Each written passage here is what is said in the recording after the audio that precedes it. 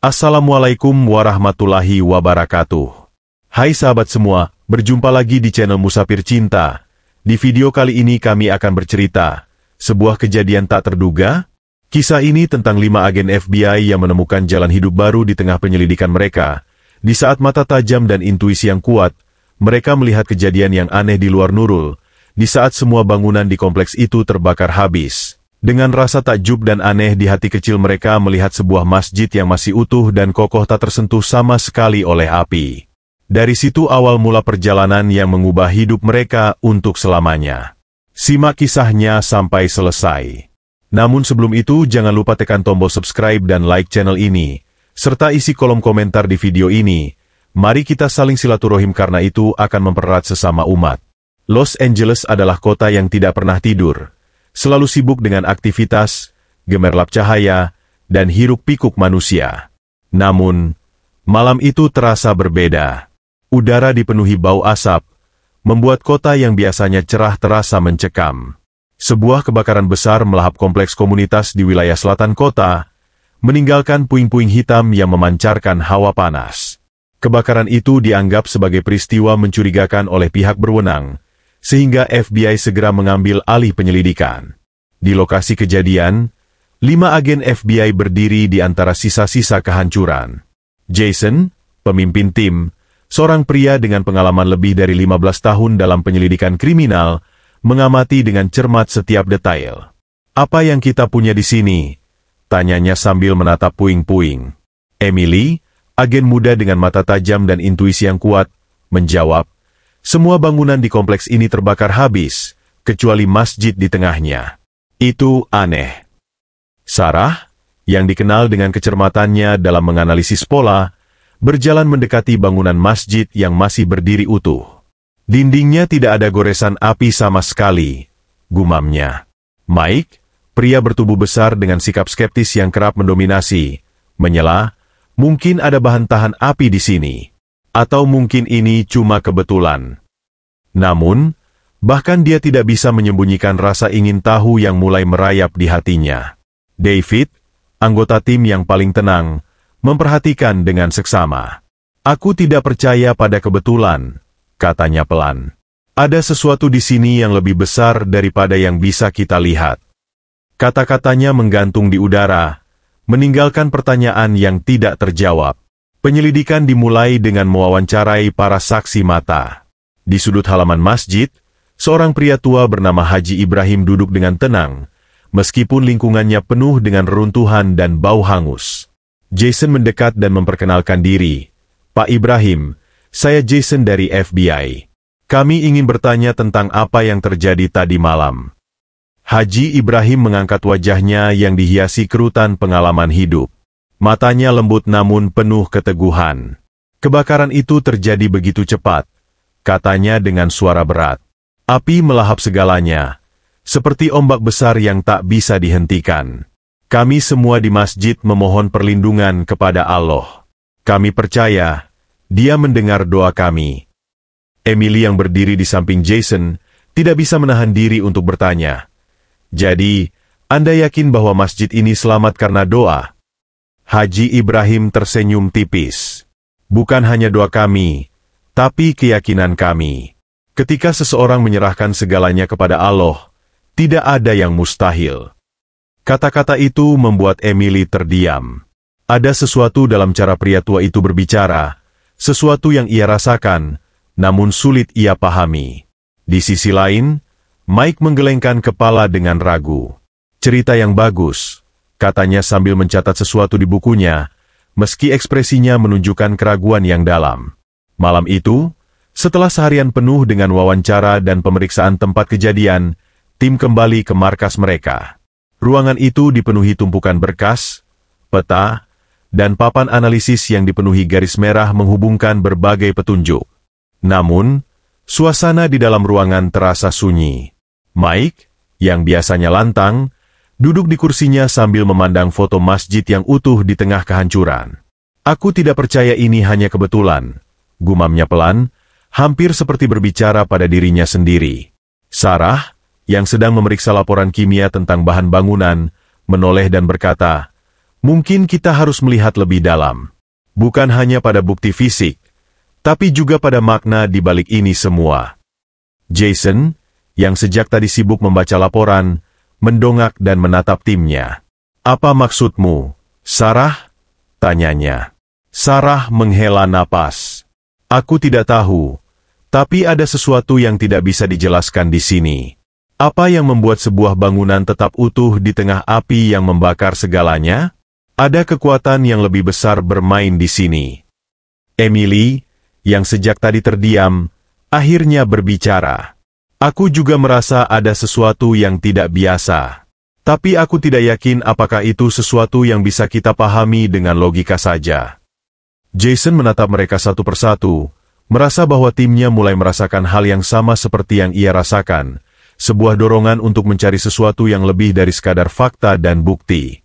Di tengah tumpukan barang bukti yang diambil dari masjid, mereka menemukan sebuah Al-Quran yang tampak utuh. Tidak ada bekas api, tidak ada tanda kehancuran, meskipun buku-buku lain di sekitarnya hangus terbakar. Jason membuka halaman pertama dengan hati-hati. "Bagaimana mungkin ini bisa selamat?" tanyanya pelan.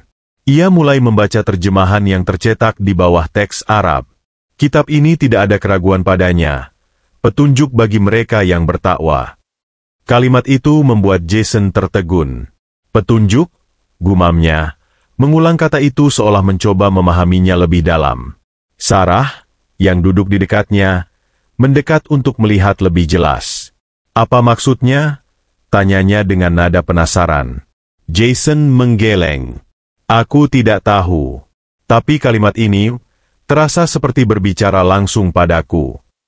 Emily, yang sejak awal tertarik dengan peristiwa ini, mengambil buku itu dan melihat lebih dekat. "Ini bukan kebetulan. Buku ini selamat dari api, seperti masjid itu. Mungkin kita perlu mencari tahu lebih banyak tentang apa yang tertulis di dalamnya." Beberapa hari kemudian, Imam Yusuf, pemimpin komunitas masjid, mengundang mereka untuk menghadiri acara kecil di masjid. "Kami ingin kalian melihat siapa kami sebenarnya," katanya dengan suara lembut namun penuh keyakinan. Sarah awalnya ragu. "Kita pergi ke acara ini? Bukankah itu di luar tugas kita?" tanyanya kepada Jason. Namun, Emily dengan cepat menanggapi, "Apa salahnya mencoba? Mungkin kita bisa mendapatkan lebih banyak informasi tentang komunitas ini." Malam itu, mereka tiba di masjid. Jamaah menyambut mereka dengan senyuman hangat dan keramahan yang tulus. "Selamat datang," kata Imam Yusuf. "Kami hanya ingin berbagi cerita dan harapan dengan kalian." Mereka duduk di belakang, memperhatikan suasana. Ketika adzan berkumandang, mereka terdiam. Suara itu begitu indah, melayang lembut di udara, membawa ketenangan yang sulit dijelaskan. "Lihat betapa damainya mereka," bisik David kepada Jason. Jason hanya mengangguk, tanpa kata. Di dalam hatinya, sesuatu mulai berubah, seperti pintu yang perlahan terbuka, membiarkan cahaya masuk ke dalam ruang yang gelap. Ketika malam semakin larut, acara di masjid itu membawa suasana yang menenangkan hati. Setelah makan malam sederhana, Imam Yusuf berdiri di depan jamaah dan berkata dengan lembut, "Sebentar lagi, kami akan menunaikan salat Isya. Bagi tamu kami yang baru pertama kali melihat, kalian boleh duduk dan menyaksikan. Kalian adalah saudara-saudara kami, dan kami menyambut kalian dengan tangan terbuka." Jason, Emily, Sarah, Mike, dan David merasa canggung, tetapi mereka memilih untuk duduk di barisan belakang, mengamati jamaah yang mulai berdiri rapi dalam barisan. Ketika suara takbir menggema, suasana berubah menjadi hening dan hujuk. Emily memperhatikan dengan seksama gerakan para jamaah, dari berdiri, rukuk, hingga sujud. Ada keindahan dan keteraturan dalam gerakan itu, seperti sebuah harmoni yang tak pernah ia saksikan sebelumnya. "Sujud mereka," bisik Sarah kepada Emily, "terlihat begitu damai." Emily mengangguk. Matanya tak bisa lepas dari pemandangan itu. "Aku tidak tahu kenapa, tapi ada sesuatu dalam cara mereka beribadah. Seolah mereka benar-benar berbicara langsung kepada Tuhan." Di sisi lain, Mike yang awalnya skeptis, kini merasakan sesuatu yang berbeda. Ketika para jamaah sujud, ia mendengar gumaman doa dalam bahasa Arab, yang meskipun tidak ia pahami, terasa menenangkan. Kenapa aku merasa begini? Pikirnya dalam hati. Selama bertahun-tahun menjadi agen FBI, Mike telah melihat banyak hal yang membuat hatinya keras.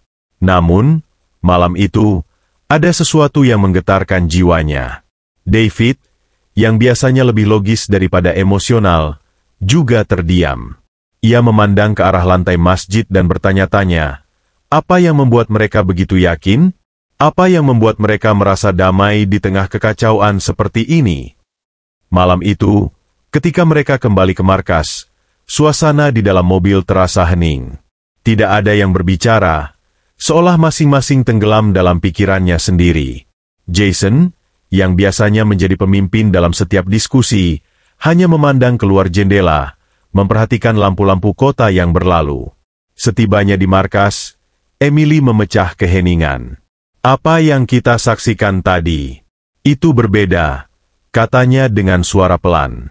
Mike, yang biasanya langsung menolak hal-hal yang tidak masuk akal baginya, justru mengangguk. Aku juga merasakannya. Ada sesuatu tentang mereka, tentang cara mereka hidup. Sarah, yang telah membaca beberapa laporan tentang komunitas Muslim sebelumnya, berkata, mereka terlihat bahagia, bahkan setelah apa yang mereka alami. Kebakaran itu menghancurkan segalanya, tapi mereka tetap teguh. Dari mana mereka mendapatkan kekuatan seperti itu? Jason akhirnya berbicara. Aku tidak tahu, tapi ada sesuatu di sana yang membuatku ingin tahu lebih banyak. Ia berhenti sejenak, lalu melanjutkan, mungkin kita perlu menggali lebih dalam. Bukan hanya untuk penyelidikan, tapi juga untuk diri kita sendiri. Di tengah percakapan, David menambahkan, kalian merasa seperti kita sedang mencari sesuatu? Bukan hanya bukti, tapi juga jawaban. Semua terdiam mendengar pertanyaan itu, seolah pertanyaan tersebut mencerminkan apa yang ada di hati mereka masing-masing. Beberapa hari setelah acara di masjid, tim kembali ke lokasi untuk melanjutkan penyelidikan. Namun, kali ini, suasana hati mereka berbeda. Setiap langkah yang mereka ambil terasa seperti membawa mereka lebih dekat ke sesuatu yang lebih besar. Di sela-sela pekerjaan, Emily mendekati Sarah dan mulai berbicara dengan nada pelan. Sarah, aku tidak tahu bagaimana mengatakannya, tapi aku merasa hatiku mulai terbuka untuk sesuatu yang baru. Aku tidak tahu apakah aku hanya terpengaruh suasana atau ini lebih dari itu. Sarah mengangguk. Matanya menunjukkan bahwa ia juga merasakan hal yang sama. Aku juga merasa begitu. Awalnya, aku hanya melihat ini sebagai pekerjaan. Tapi sekarang, aku merasa seperti ada pelajaran yang harus kita pelajari di sini. Aku takut, Emily. Takut karena ini sesuatu yang baru. Tapi aku juga merasa damai. Sementara itu, di sudut lain, Jason berdiskusi dengan Mike. Mike, kau biasanya tidak tertarik dengan hal-hal seperti ini. Tapi aku melihatmu lebih tenang akhir-akhir ini. Apa yang terjadi? Mike terdiam sejenak sebelum menjawab. Aku tidak tahu, Jason. Mungkin ini hanya perasaanku. Tapi setiap kali aku mendengar lantunan doa mereka atau melihat cara mereka beribadah, aku merasa seperti ada sesuatu yang hilang dalam hidupku, sesuatu yang selama ini aku abaikan. Jason tersenyum tipis. Mungkin kita semua merasakannya, Mike. Dan mungkin, ini saatnya kita mendengarkan hati kita. Malam itu, setelah menyelesaikan laporan, Mike tidak langsung pulang.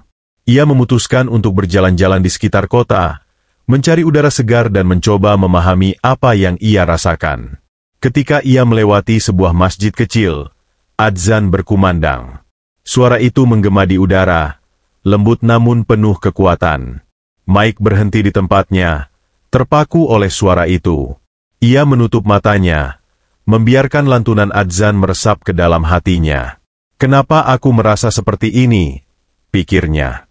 Ia tidak bisa menjelaskan, tetapi ada sesuatu dalam adzan itu yang menyentuh jiwanya, lebih dalam daripada apapun yang pernah ia rasakan sebelumnya. Keesokan harinya, ia menceritakan pengalamannya kepada Imam Yusuf. Imam, aku tidak tahu apa yang terjadi denganku. Aku mendengar adzan tadi malam, dan rasanya, seperti suara itu berbicara langsung padaku. Imam Yusuf tersenyum. Mike, adzan adalah panggilan untuk salat, panggilan untuk mendekat kepada Allah. Mungkin, hatimu mulai terbuka untuk mendengarnya.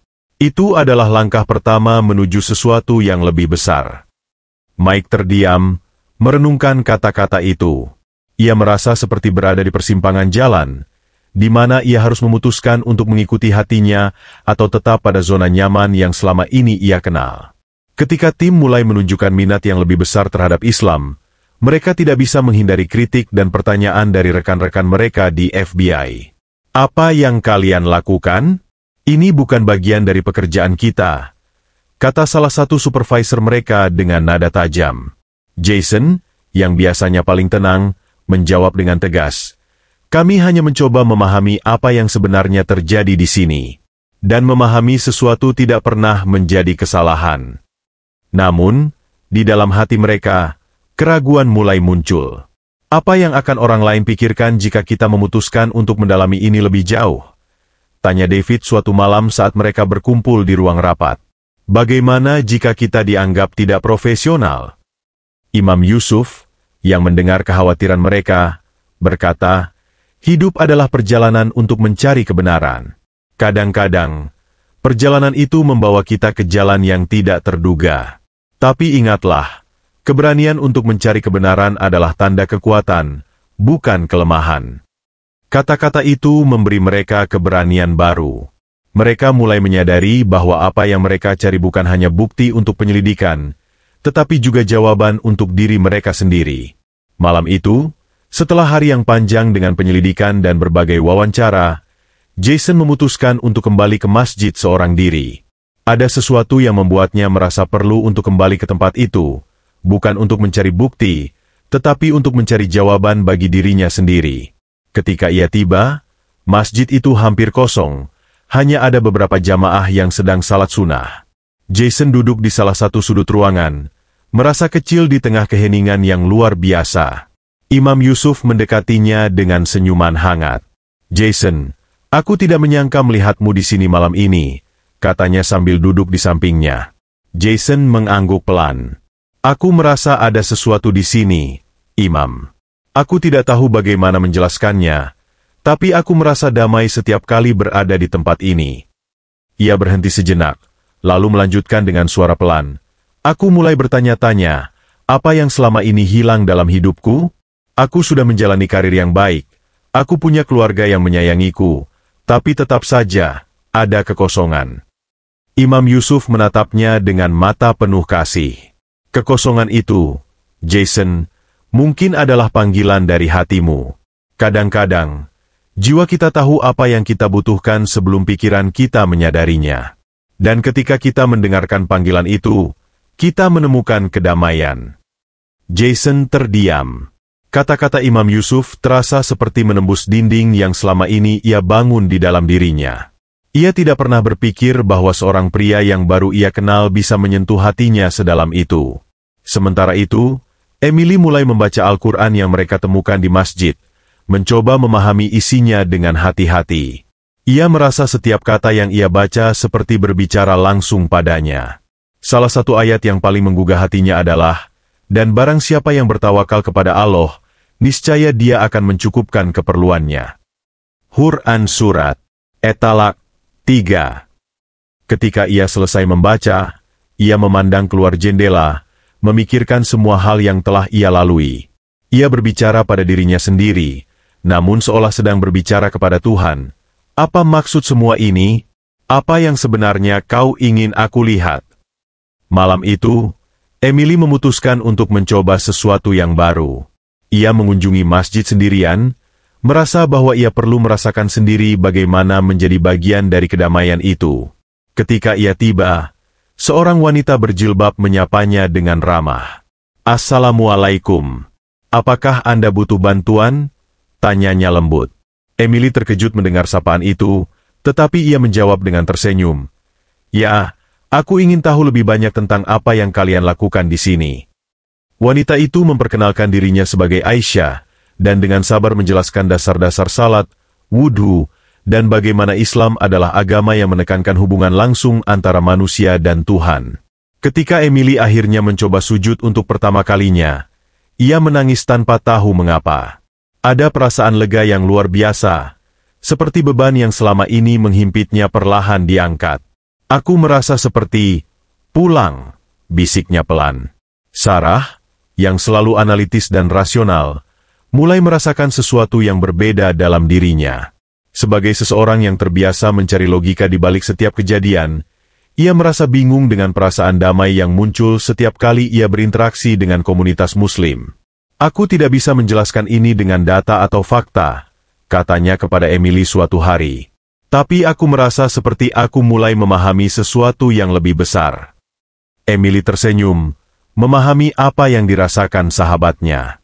Kadang-kadang, Sarah, bukan logika yang membawa kita ke kebenaran. Kadang, itu adalah hati kita. Sarah mulai mencari tahu lebih banyak tentang Islam. Ia membaca buku, menonton video, dan berbicara dengan orang-orang di komunitas Muslim. Salah satu hal yang paling menginspirasi baginya adalah konsep tawakal, yaitu menyerahkan segalanya kepada Allah setelah berusaha sebaik mungkin. Ini adalah sesuatu yang tidak pernah aku pikirkan sebelumnya, kata Sarah kepada Jason. Bayangkan memiliki keyakinan sebesar itu, percaya bahwa ada yang maha kuasa yang selalu mengatur segalanya untuk kebaikan kita. Itu luar biasa. Jason mengangguk, melihat bagaimana perjalanan Sarah mulai mencerminkan perjalanannya sendiri. Aku pikir kita semua sedang menuju ke arah yang sama, Sarah, katanya pelan. David, yang paling pendiam di antara mereka, diam-diam merasakan perubahan besar dalam dirinya. Ia mulai bertanya-tanya tentang makna hidup, tentang tujuan keberadaannya di dunia ini.